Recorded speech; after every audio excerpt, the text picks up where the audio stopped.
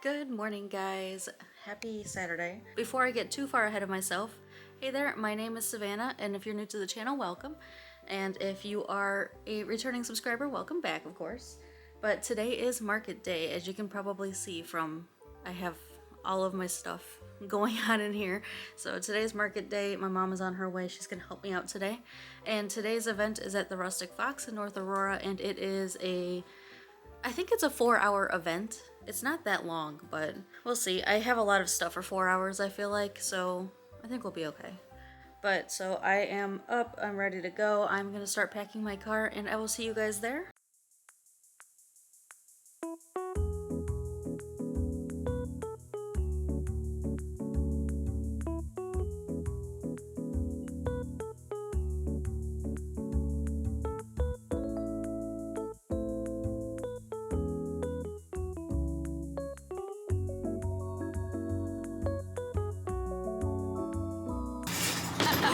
We can't use this. Why? The top is at, or the front is at. We could use it. No. Let's use Remember, it. I'm just trying to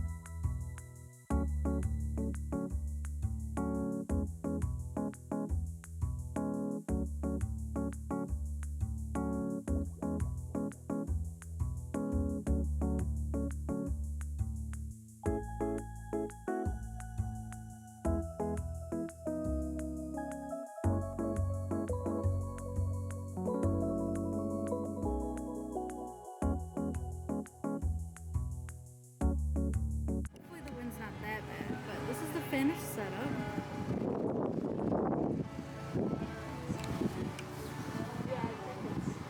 Got my cats, my little checkout stand, my mom's giant chair. And then we've got all of the dinosaurs and such back here. Got the dragons, some hanging stuff over there. I'm trying a new pegboard setup this time. And then I also have that is new. I also forgot the front of my kiosk, so we're making do with what we got. But show's open, so I'm gonna get to work. Hey guys, and welcome to the recap portion of the Rustic Fox Farmers Market event. This event was not my first time with Rustic Fox, but also it was. Last winter I did the Rustic Fox Kris Kringle Market in Carroll Stream, and you can find the video for that up one of these corners. This is the first time that I'm doing their outdoor one though in North Aurora. The other one was in Carroll Stream, and it was not exactly fantastic for me.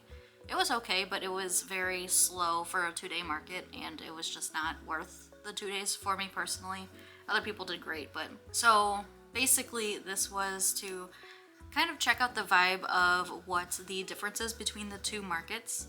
So Carroll Stream last winter, if you were here or if you've seen the video, like I said, it'll be up somewhere up here for you, and I'll have it in the description too, was a very slow market for me, and I was very curious to see how an outdoor market would be with them. So basically Rustic Fox has 2 locations. They have one in Carroll Stream where they do indoor-outdoor markets, I think this year. They have some people inside and some people outside, and then the permanent vendors inside. And then the North Aurora location, which is the one that I'm doing this summer. So the North Aurora location has a bunch of vendors inside that are permanent, and then they have a bunch of vendors outside in the usual 10 by 10 tent spaces. So I was curious to see how the different events would be compared to each other. The Carroll Stream event one was not the best, but this one is definitely a lot better, I'm glad to say, especially given the fact that it's 4 hours of my time instead of 2 days of 8 hours for like the same amount of profit, I guess. So it was definitely worth it. I had a great time. There's a ton of vendors that are really awesome. I was actually able to meet up with a few people that I saw from Carroll Stream last winter, so that was nice to be able to see them again. I don't know if they're doing the Carroll Stream one this year or not. So overall notes, it was a great market for me. There was a little bit of wind. We did a little bit of changing around with the layout and everything. I actually found out a little bit late that the microphone does have noise canceling on it, and that you can adjust the volume up and down on the camera. I had no idea. I just kind of opened it and I didn't read anything, and I just plugged it in and it worked, but it just sounded awful. Well, it turns out you can actually change some of that. I have been biting my cheek all frickin' day. All of this footage was messed up with the wind and everything else, and all my footage for the next market is also messed up with the microphone.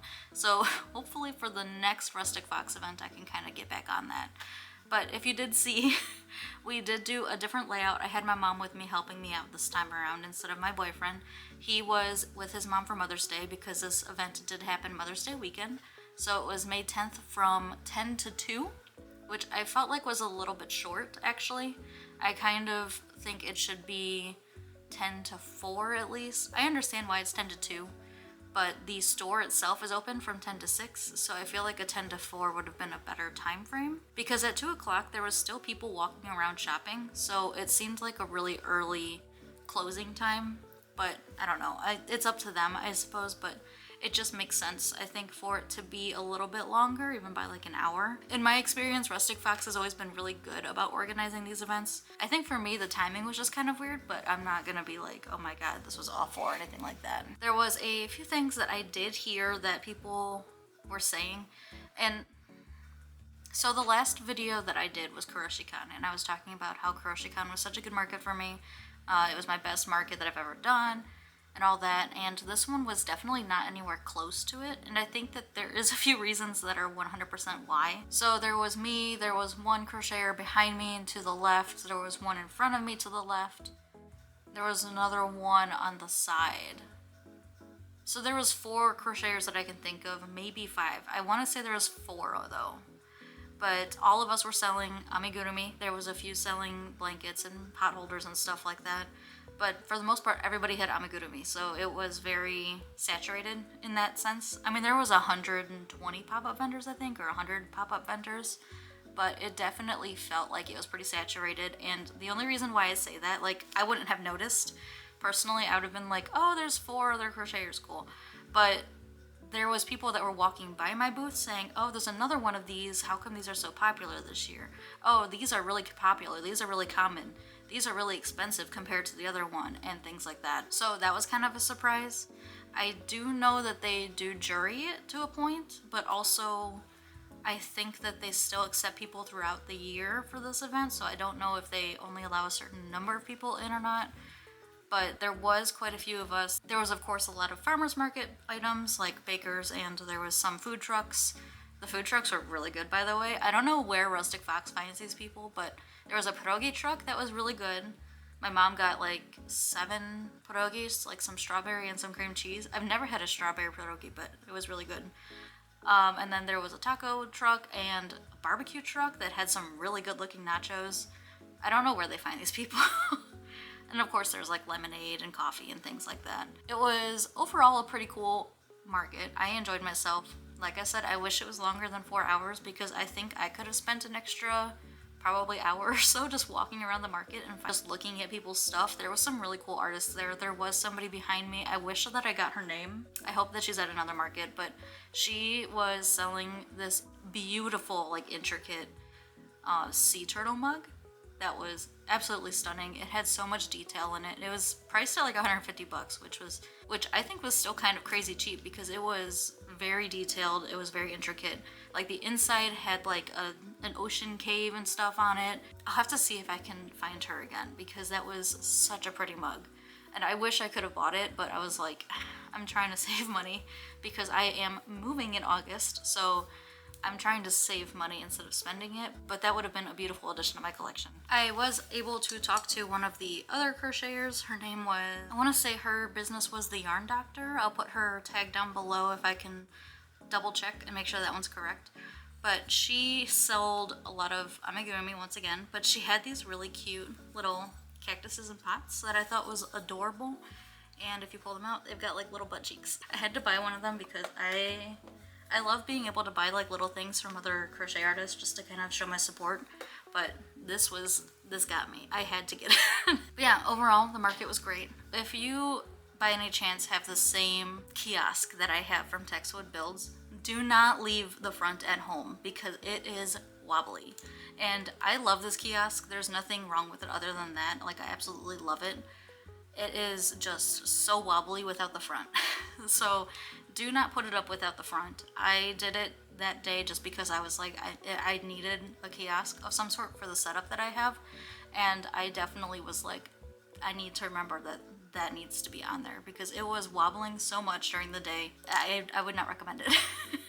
I would recommend the actual kiosk itself. It's just the without the front. I would not recommend it at all. Anyway, so let's get into a few of the best sellers.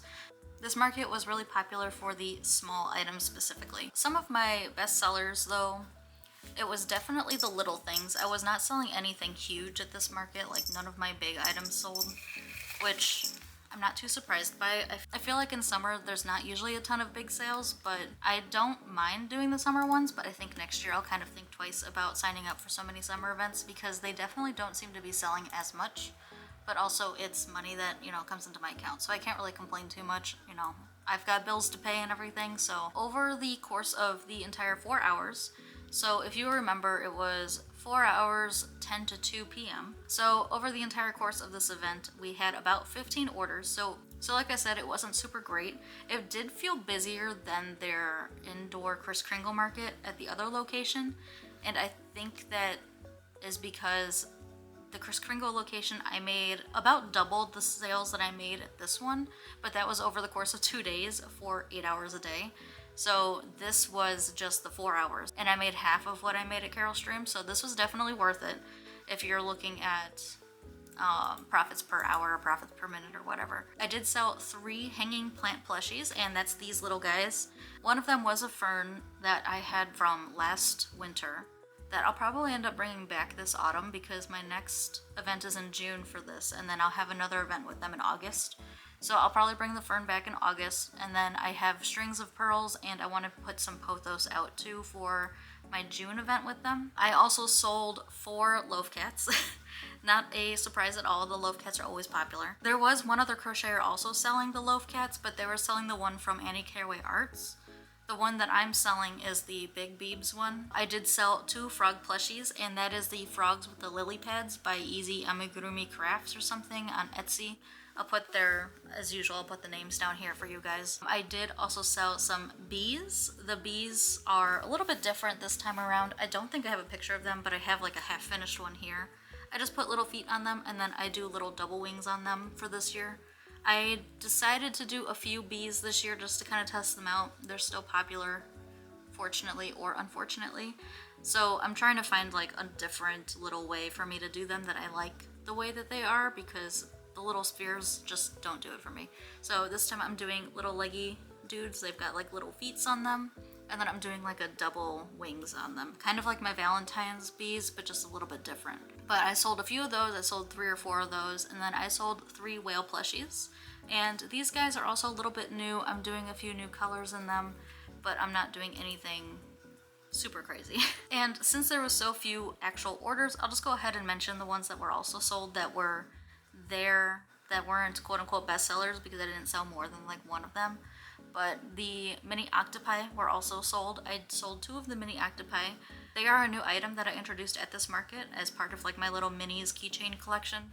So you can pick up a mini, any mini that I have, and you can purchase it by itself, or you can add a keychain for an additional $1. Speaking of, I need to think of different wording for that, because some people think that me saying mini plushie $8, and then I have on another sign saying add a keychain, add $1. And somebody at my last event at CrochetCon was like, oh, so it's $1 for the keychains. And I was like, it's $9 total for the keychains, $8 for the mini, plus $1 for the additional keychain to be added. Maybe it's just me that knows what I'm talking about, but I feel like I need to adjust the wording on that. So if you have any suggestions for how I can adjust the wording for that to make it more clear, please let me know, because oops, she was very confused, and then I was very confused because I thought it was pretty clear, but obviously it's not, so I need to make some adjustments there. I also sold some mini mushroom pops. I sold 2 of those. The pink and the blue ones seem to be the most popular. A lot of kids do like to pick them up and play around with them, so there was quite a few of those that were played with, but I only sold 2 of them. The custom keychain wristlets that I make also sold. I sold 1 of those. These things are kind of iffy. I'm gonna be lowering the price, I think, for the next event. Right now I think they're at $9. I'm gonna sell them for $8 and see if they sell better. But the keychain wristlets have never really been a popular seller for me, but they always get compliments, so I don't know. Maybe it's just a pricing thing. But I'm gonna try lowering it by $1 for the next event. The mini kiwi turtle also sold. I sold 1 of those. I did sell my last small brontosaurus. So these are a pattern by Kien Makers, I think, Kind Makers on Etsy. And then I also sold a chubby goose. And in cash, I did also sell a chubby duck as well, but that was like way earlier, so it's not on the system because I only have it showing me certain sales between the hours of 10 and 2. So let's get into numbers real quick before I completely forget, because I forgot in the CrochetCon to actually talk about number specifics. But this event cost me $100 to attend, and that was for a 10x10 booth space for the hours of 10 to 2. So 4 hours, $100. Okay, that's kind of pricey. I was like, you know, that's pretty expensive. I don't know, we'll see. And I did make $246.25.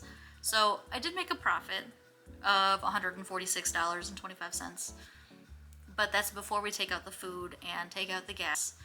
It's probably more 40 minutes away from me, but I still have to pay for gas, so it's not exactly, you know, down the street. I usually do events that are much closer to me, so I didn't think about taking into account the gas. So it's about 40 miles away, and I have about 30 miles per gallon in my tank, so I'll say it's about $6 in gas. And then food, we definitely spent like 30 bucks on food at least. Because we got coffee, did we get lemonade? No, we got coffee at this event, and then we got pierogies, and we got tacos. So overall in this event, we ended up taking home around $110.25. So it wasn't a crazy good event for me. It was the first of the season though. I am signed up again with them, so I'm hoping that it does get better. But the next day that I will be at the Rustic Fox in North Aurora is June 28th. So that is 1, 2, 3, about a month away from now. I don't know why I had to count that. That's pretty obvious. Anyway, so it's about a month away now. And then I have the entirety of July off because I'm going to be in Las Vegas in the middle of July, and then I'm going to be in Wisconsin, and it's just going to be crazy. And then I have my move-in day for my apartment in August. And then August 9th, I'm going to be at the Rustic Fox again, and I will be at the Rustic Fox the last time on September 27th. I'm thinking that sales will pick up for the August and September events, just because it's more fall. People are thinking about gifts, people are thinking about fall home decor, and I do plan on having my pumpkins and my Halloween stuff at both of those events. So I think that those will hopefully do a little bit better, but I guess that we'll see. Like I said, this event might not have been the best profit-wise. I did get a few inquiries afterwards though about custom products, and I actually did get a few people reaching out to me to review the products that they had received. I have not been getting a ton of reviews on things on my website. I would love to, but it's kind of like pulling teeth. Getting people to put in reviews sometimes can be really difficult, so I am so glad that some of them actually reached out to me and were like, I'd like to leave a review for this item, which I did have to change a few things on my website in order to allow reviews, but that's totally fine with me. At least people are interested in leaving reviews for me. There were some people that were asking about custom products, and I told them, yeah, of course, just call me, you know, let me know, or message me on my contact form on my website, we can figure it out. So that was really cool. So hopefully the rest of the season goes well. I am really excited to continue doing this event. There was actually somebody that was at the art show down the street from my house yesterday that is also doing the Rustic Fox event, so I hope I get to see her again sometime in the near future. She was really nice. She's really sweet. She had some really cool earrings, so if you want to check her out, you can check her out with the Instagram handle here. She was really chill. I'm really excited for the rest of the season, and I hope it goes well, and I hope that you guys are here to hang out with me as we go throughout the season. There's a few different things that I want to try vlog-wise. There's a few different videos I want to try. Someone actually just commented on last week's video and was like, hey, are we going to be expecting new videos from you, regular videos from you? That is the plan.